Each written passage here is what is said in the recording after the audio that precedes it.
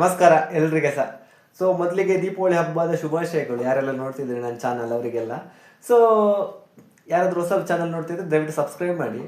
ಇವತ್ತಿನ ಒಂದು ವಿಷಯ, ನಾನು ನಿನ್ನೆ ಸುಮ್ಮನೆ ಒಂದು ಫ್ರೀ ಇದ್ದಾಗ ಒಂದು ಇಂಟರ್ವ್ಯೂಸ್ ಎಲ್ಲ ನೋಡ್ತಿದ್ದೆ. ಆವಾಗ ನನಗೆ ಈ ಮಂಜು ಭಾಷಿಣಿದವ್ರದ್ದು ಒಂದು ಇಂಟರ್ವ್ಯೂ ಬಂತು. ಮಂಜು ಭಾಷಿಣಿ ಅವರು ಆಚೆ ಬಂದ ಮೇಲೆ ಒಂದು ಇಂಟರ್ವ್ಯೂ ಕೊಟ್ಟಿದ್ದಾರೆ, ಗೊತ್ತಾಯ್ತಾ? ಆ ಇಂಟರ್ವ್ಯೂ ಅಲ್ಲಿ ಒಂದು ಪಾಯಿಂಟ್ ಹೇಳ್ತಾರೆ ಅವರು. ಆ ವಿಷಯ ಕೇಳಿ ನನಗೆ ಭಾರಿ ಒಂದು ಬೇಸರ ಆಯಿತು. ಸೊ ಇದೆಲ್ಲ ನಿಮಗೆ ಈ ವಿಷಯ ಉಂಟಲ್ಲ, 100% ಬಿಗ್ ಬಾಸಲ್ಲಿ ಟೆಲಿಕಾಸ್ಟ್ ಆಗಿಲ್ಲ, ಬಿಗ್ ಬಾಸಲ್ಲಿ ತೋರಿಸಿಲ್ಲ, ಇದು ಎಡಿಟ್ ಮಾಡಿದ್ದಾರೆ. ಸೊ ಆ ವಿಷಯ ಏನು ಅಂತ ಹೇಳಿದರೆ, ಮಂಜು ಭಾಷಿಣಿ ಅವರು ಹೇಳ್ತಾರೆ, ರಕ್ಷಿತಾ ಅವರು ಬೆಳಿಗ್ಗೆ ದಾಲ್ ಮಾಡಿದ್ರಂತೆ. ದಾಲ್ ಗೊತ್ತಾಯ್ತಾ? ದಾಲ್ ಮತ್ತು ಅನ್ನ ಸಾಂಬಾರೆಲ್ಲ ಅವರೇ ಮಾಡಿದಂತೆ ಪಾಪ.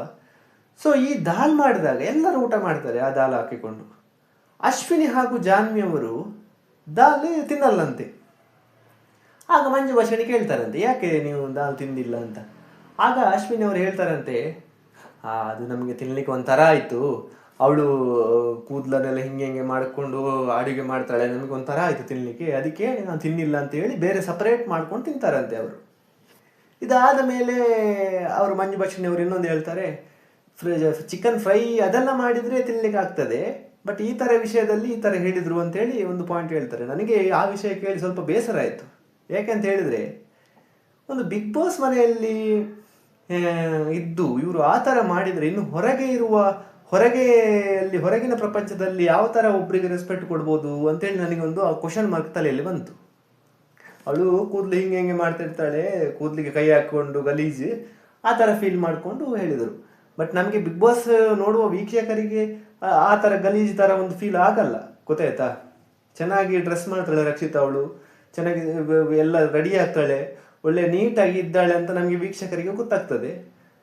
ಬಟ್ ಅಲ್ಲಿ ಇರುವ ಅವರಿಗೆ ಆ ಥರ ಫೀಲ್ ಆಯ್ತಂತೆ. ಇನ್ನು ಈ ಹೊರಗೆ ನಾನು ಹೇಳುದು, ಈಗ ಹೊರಗೆ ಸ್ವಲ್ಪ ಪಾಪದವರೆಲ್ಲ ಇರ್ತಾರೆ.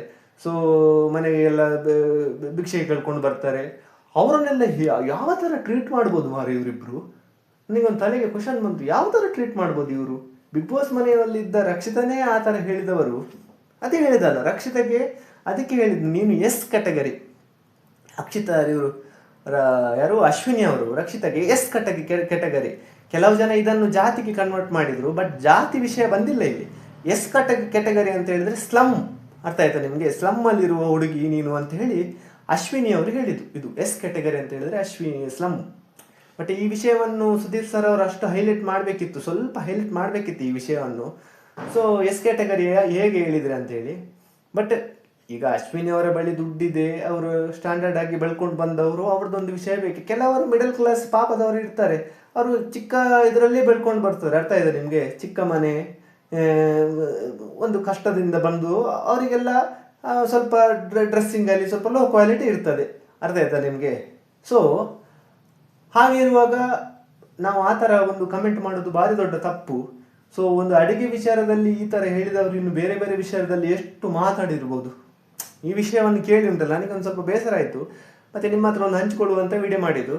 ಸೊ ನಿಮಗೆ ಈ ಅವರಿಬ್ಬರ ಬಗ್ಗೆ ಏನು ಅನಿಸ್ತದೆ, ನಿಮಗೆ ನಿಮ್ಮ ಒಪಿನಿಯನ್ ಏನಿದೆ ಅಂತ ಹೇಳಿ ಕಮೆಂಟ್ ಸೆಕ್ಷನಲ್ಲಿ ಕಮೆಂಟ್ ಹಾಕಿ. ಯಾರಾದರೂ ಹೊಸಬರು ನನ್ನ ಚಾನಲ್ ನೋಡ್ತಿದ್ರೆ ದಯವಿಟ್ಟು ಸಬ್ಸ್ಕ್ರೈಬ್ ಮಾಡಿ. ಇನ್ನು ಹೊಸ ವಿಡಿಯೋದೊಂದಿಗೆ ಬರ್ತಾ ಇರ್ತೇನೆ. ಅಲ್ಲಿಯವರೆಗೆ ನನ್ನೊಂದು ಚಾನಲ್ ಒಂದು ಸಬ್ಸ್ಕ್ರೈಬ್ ಮಾಡಿ. ನಮಸ್ಕಾರ.